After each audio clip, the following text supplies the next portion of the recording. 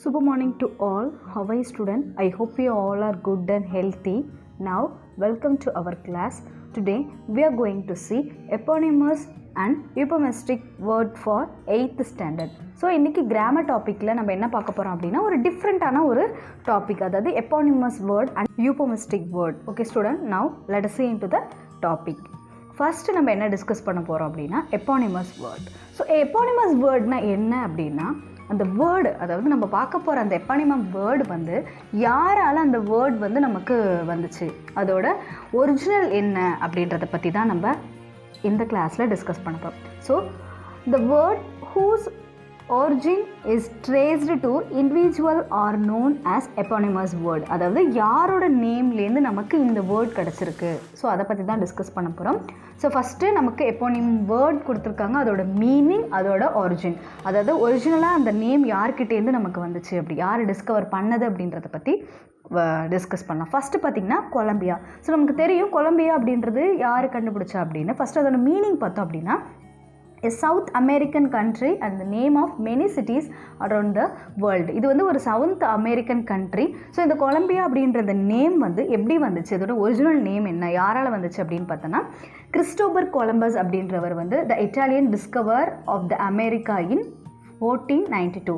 So இவர் தான் அந்த கிறிஸ்டோபர் கொலம்பஸ் அப்படின்றவர் வந்து கண்டுபிடிச்சது தான் வந்து இந்த கொலம்பியா. ஸோ அதனால அவரோட நேம் கொலம்பஸ் அப்படின்றதுலேருந்து அது கொஞ்சம் ட்ரைவ் ஆகி இப்போ கொலம்பியா அப்படின்றது வந்து நமக்கு வந்திருக்கு. ஸோ அப்போ வந்து இதோட ஒரிஜினல் வந்து கிறிஸ்டோபர் கொலம்பஸ்லேருந்து தான் நமக்கு டிஸ்கவர் பண்ணியிருக்கோம். ஸோ நெக்ஸ்ட்டு பார்க்க போகிறது டீசல். ஸோ டீசல் அப்படின்ற நேம் நமக்கு எப்படி வந்துச்சு, ஃபஸ்ட்டு அதோட மீனிங் பார்த்தோம் அப்படின்னா, a type of motor engine that runs on heating oil rather than gasoline or petrol.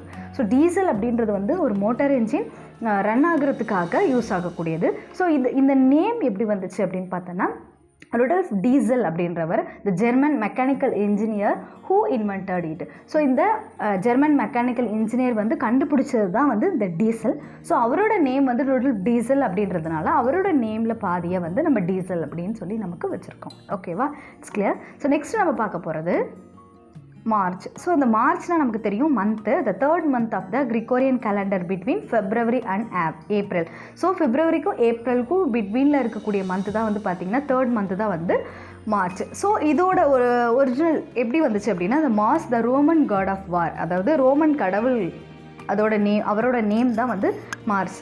So அவர்கிட்டேருந்து நமக்கு வந்தது தான் வந்து இந்த மார்ச் அப்படின்ற அந்த நேம். ஓகேவா.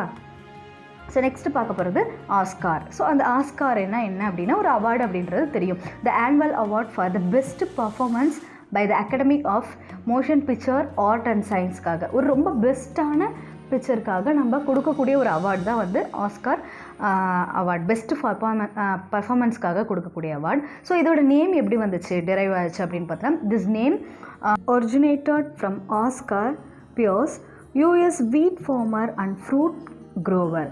ஸோ இது வந்து இவரோட ஒரிஜினல் நேம்லேருந்து டிரைவ் ஆகிருக்கு, அதாவது ஆஸ்கர் பியர்ஸ் அப்படின்றவர நேம்லேருந்து தான் வந்து இந்த ஆஸ்கார் அவார்டு வந்து வந்திருக்கு. ஸோ இவருக்கு எதனால் இந்த நேம் வந்து இப்படி வந்துச்சு அப்படின்னா, இவர் யூஎஸ்ஏயில் இருக்கக்கூடிய அது ஒரு வீட் ஃபார்மர், அதாவது ஒரு ஃபார்மர் இவர். ஸோ அவரோட அச்சீவ்மெண்ட்னால அவர் பெயரால் கொடுக்கக்கூடிய ஒரு அவார்டு தான் வந்து ஆஸ்கார் அவார்ட். நெக்ஸ்ட்டு பார்க்க போகிறது சாண்ட்விச். ஸோ சாண்ட்விச்னால் தெரியும் ஒரு ஃபுட் ஐட்டம்.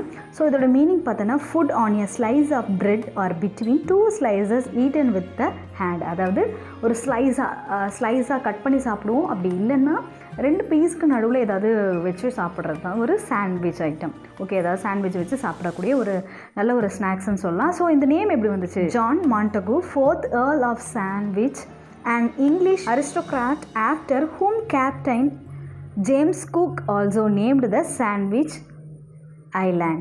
ஸோ இது வந்து இவர் வந்து ஒரு குக் அப்படின்றது நமக்கு தெரியுது. ஸோ இந்த ஒரு குக் அவரால் கண்டுபிடிச்சது அப்படின்றதுனால ஸோ அவருக்கு அந்த நேம்லேயே, அவரோட நேம்லேயே வந்து இந்த சாண்ட்விச் அப்படின்றது கொண்டு வந்துட்டாங்க. மேக்ஸிமம் வந்து இது கண்டுபிடிச்சவங்களோட நேம்லேயே தான் வந்து நம்ம என்ன பண்ணியிருப்போம் அப்படின்னா அந்த நேமை யூஸ் பண்ணியிருப்போம். ஸோ நெக்ஸ்ட்டு பார்த்திங்க அப்படின்னா நமக்கு எக்ஸசைஸ். ஸோ நம்ம ஃபைண்ட் அவுட் பண்ணி ரைட் பண்ணணும். ஃபஸ்ட்டு நம்ம கண்டுபிடிக்க வந்து சாக்ஸஃபோன், வால்கனோ, ஈஃபில் டவர், இந்த மூணுத்துக்கும் வந்து மீனிங் கண்டுபிடிச்சி ரைட் பண்ணலாம். ஃபஸ்ட்டு சாக்ஸஃபோன், அதோட மீனிங்னா அது வந்து ஒரு இன்ஸ்ட்ருமெண்ட் அப்படின்றது நமக்கு தெரியும். Single reed instrument, musical instrument of the woodwind family, usually made of brass and with a distinction loop bringing bell upwards. So saxophone அப்படின்றது ஒரு மியூசிக்கல் இன்ஸ்ட்ருமெண்ட்டு. ஸோ இதோட நேம் எப்படி வந்துச்சு அப்படின்னு பார்த்தோன்னா, a combination of the summum of its inventor Adobe Sax 2 plus phone from ancient Greek meaning voice. அது அவரோட வாய்ஸில், அதாவது அவர் வந்து ஒரு மியூசிஷியன். ஸோ அவரோட நேம் பார்த்தோன்னா அடோப் சாக்ஸ். ஸோ அவரோட நேம்லேருந்து தான் வந்து இந்த சாக்ஸோஃபோன் அப்படின்றது நேம் வந்திருக்கு. ஸோ நெக்ஸ்ட்டு பார்க்க போகிறது வல்கனோ அப்படின்றது என்னென்னு தெரியும், இந்த எரிமலை பிழம்பு. ஸோ அது வந்து எதுலேருந்து உங்களுக்கு தெரியும், எரிமலை வெடித்து அதுலேருந்து வெளிவர அந்த பிழம்பை தான் வந்து வல்கனோ அப்படின்னு சொல்கிறோம். ஸோ அது வந்து அதுலேருந்து ஒரு கேஸ் வந்து ஒன்று ஃபார்ம் ஆகும், அதாவது அந்த மேக்மா அப்படின்னு சொல்லுவாங்க. அதெல்லாம் நிறைய நேம் ஒன்று இருக்கும். ஸோ அந்த எரிமலை வந்து ரொம்ப குமுறிக்கிட்டே இருக்கும், அதில் ஹீட்டை தாங்க முடியாமல் அதுலேருந்து வெடித்து வெளிவரது தான். ஸோ இதோட நேம் எப்படி வந்துச்சு அப்படின்னு பார்த்தோன்னா, the word volcano is derived from the name of Volcano, a volcanic island in the Aeolian island of Italy, whose name in turn comes from Vulcan and the god of fire in Roman mythology. So அதாவது ரோமனோட கடவுள் பேர் வந்து Vulcan. So அந்த நேம்லேருந்து drive ஆகி தான் இது வந்து volcano அப்படின்றது வந்திருக்கு. ஸோ அதாவது நெருப்பு கடவுள்னு சொல்லுவோம் இல்லையா, ஸோ அந்த நேம்லேருந்து நமக்கு வந்திருக்கு. நெக்ஸ்ட்டு வந்து ஈஃபில் டவர் அப்படின்னு தெரியும். 7 wonders-ல வந்து இது ஒரு பெஸ்ட் ஒன்று, ஈஃபில் டவர் அப்படின்றது. ஸோ இதோட மீனிங் பார்த்திங்க அப்படின்னா, French Eiffel tower is a wrought iron lattice tower on the Champ de Mars in Paris. So பாரிஸில் இருக்கக்கூடியது தான் வந்து இந்த ஈஃபில் டவர். ஸோ இதோட நேம் எப்படி வந்துச்சு அப்படின்னா, named after the engineer Gustave Eiffel whose company built it. அதாவது கஸ்டல் ஈஃபில் அப்படின்றவர் அவங்க கம்பெனியில் வந்து இது வந்து கட்டினதுனால அவரோட நேம்லேயே வந்து இந்த டவரோட நேம் வந்து வந்திருக்கு. ஓகேவா, இட்ஸ் கிளியர். ஸோ நெக்ஸ்ட்டு பார்க்க போகிறது another 2 வந்து eponymous word, boycott and Mount Everest. So இது ரெண்டுத்துக்கும் உள்ள மீனிங் ஃபஸ்ட்டு பார்க்கலாம். ஃபஸ்ட்டு பாய்கோட் அப்படின்னா act of voluntary and international abstention from using, buying or dealing with a person, organization or a country. If a similar practice is legislated by a country, it is called sanction. So இந்த boycott அப்படின்றது என்னன்னா, எது ஒரு dealing இருந்தாலும் அது வேணாம், இப்போ வேணாம், அப்புறம் வேணாம் அப்படின்னு சொல்லி அதை வந்து அவாய்ட் பண்ணிக்கிட்டே இருக்கிறது, தடை செஞ்சுக்கிட்டே இருக்கிறது தான் அதோட பாய்காட் அப்படின்றது ஒரு மீனிங். அதாவது பிஸ்னஸ் ஓரியன்டாக இருக்கக்கூடியது. ஸோ இதோட நேம் எப்படி வந்துச்சு அப்படின்னா, derived from Captain Charles Boycott, the land agent of an absentee landlord. So இவர் வந்து ஒரு பெரிய பண்ணையார். ஸோ அவர் எதுக்கெடுத்தாலும் எல்லாத்தையும் வந்து தடை பண்ணிகிட்டே இருப்பார், அது செய்யாது இது செய்ய, யாருக்கும் எதுவுமே கொடுக்கவும் மாட்டார். ஸோ ரொம்ப ஒரு என்ன சொல்கிறது, ரொம்ப ஒரு டிஃப்ரெண்ட்டான ஒரு பர்சன். ஸோ அவரோட நேம்லேருந்து தான் வந்து அவர் வந்து எதுக்கெடுத்தாலும் அது வந்து அந்த மாதிரி சொல்லிக்கிட்டே இருக்கிறதுனால தான் இந்த பாய்காட் அப்படின்ற அந்த நேம் வந்து அவரோட நேம்லேருந்து வந்திருக்கு. ஓகேவா. Next mount Everest. So mount Everest அப்படின்றது நமக்கு தெரியும் ஒரு மவுண்டைன். ஸோ இதோட மீனிங் பார்த்தீங்கன்னா, earth's highest mountain above sea level. அதாவது நம்ம பூமியிலே பார்த்தோன்னா கடல் மட்டத்துலேருந்து ரொம்ப பெருசாக இருக்கக்கூடிய ஒரு மவுண்டெயின்னா அது மவுண்ட் எவரெஸ்ட் தான் சொல்லுவோம் நம்ம. இதோட ஹைட்டு பார்த்தோம் அப்படின்னா 8848. ஓகேவா. ஸோ இதை வந்து நம்ம எப்படி மெமரி பண்ணணும் அப்படின்னா, ஒரு தமிழில் ஒரு இது சொல்லுவாங்க, 8 8 4 8 அப்படின்னு. அதை வந்து ஒரு க்ளூவேர்டாக நம்ம வந்து மெமரி பண்ணிக்கிட்டோம் அப்படின்னா நமக்கு கிளியர் ஆகும். அதாவது 8 8 அப்படின்னா 8 8 4 8, அது 4 and 8. ஸோ 8848. ஓகேவா அதோட ஹைட்டு. ஸோ இதோட நேம் எப்படி வந்துச்சு அப்படின்னா, named after sir George Everest அப்படின்றவர் தான். இவர் தான் வந்து ஃபஸ்ட்டு அங்கே போனவர், அந்த மவுண்ட் எவரெஸ்ட்டுக்கு ஃபஸ்ட்டு போனவர் இவர் தான். ஸோ அவரோட நேமால் தான் நமக்கு வந்து எவரெஸ்ட் அப்படின்ற மவுண்ட் எவரெஸ்ட்ன்ற நேம் வந்து வந்திருக்கு. ஓகேவா. நெக்ஸ்ட்டு இப்போ வந்து நமக்கு எப்போனிமஸ் வேர்டு வந்து எப்பானிமஸ் வேர்டு வந்து நமக்கு கிளியராக இருக்கும். நெக்ஸ்ட் நம்ம பார்க்க போகிற வேர்டு என்னென்னா euphemistic word. So what is euphemistic word அப்படின்னா, using and inoffensive words in the place of an offensive words are known as euphemistic word. அதாவது மற்றவங்களை வந்து நோகடிக்காமல் அதுக்குரிய மீனிங்கை சொல்லாமல் அதுலேருந்து அவங்கள வந்து குத்தி காட்டுற மாதிரி இல்லாமல் கொஞ்சம் அவங்களுக்கு மரியாதை கொடுக்குற மாதிரி, அதுலேருந்து அவங்கள புண்படுத்தாத மாதிரி சொல்லக்கூடிய அந்த வேர்ட்ஸை தான் நம்ம வந்து எபோமிஸ்டிக் வேர்ட்ஸ் அப்படின்னு சொல்லுவோம். ஓகேவா? ஸோ இதோட எக்ஸாம்பிள் பார்த்தோம் அப்படின்னா நம்ம எபோமிஸ்டிக் வேர்டு என்ன அப்படின்றது நமக்கு ரியலைஸ் ஆகும். ஃபஸ்ட்டு பாருங்கள், common euphemism in English. First பார்த்தீங்கன்னா அன்எம்ப்ளாய்டு, அதாவது வேலையே இல்லாதவங்கள நம்ம என்ன சொல்லுவோம் அப்படின்னா பிட்வீன் ஜாப்ஸ், அதாவது சர்ச்சிங் ஜாப்ஸ் அப்படின்ற மாதிரி. நெக்ஸ்ட்டு ஓல்டு, ரொம்ப வயசானவங்களை எப்படி சொல்லுவோம் அப்படின்னா ஓவர் த ஹில். ஓகேவா? Next enjoying your retired life அப்படின்னா ஸ்டேயிங் ஆன் த டிராக்டர்.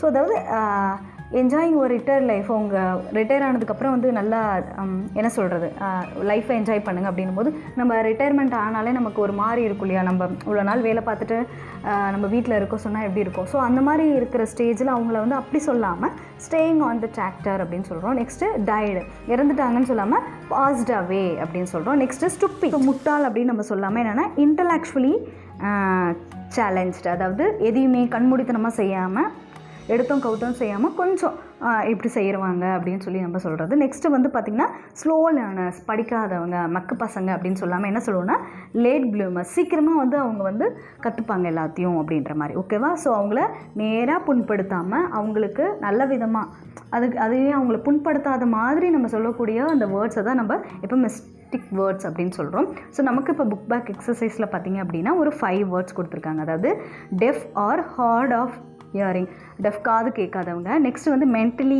இல், மனநலம் கொண்டவங்க. Next fat, blind, liar. So இந்த 5 வேர்ட்ஸுக்கும் உள்ள எபோமிசம் வேர்ட் என்ன அப்படின்றத பார்க்கலாம். ஓகேவா? இப்போ first one deaf or hard of hearing, அதுக்குரிய மீனிங் என்ன அப்படின்னு பார்த்தா ஹியரிங் இம்பேர்டு, அதோட மீனிங் வந்து ஹியரிங் இம்பேர்டு.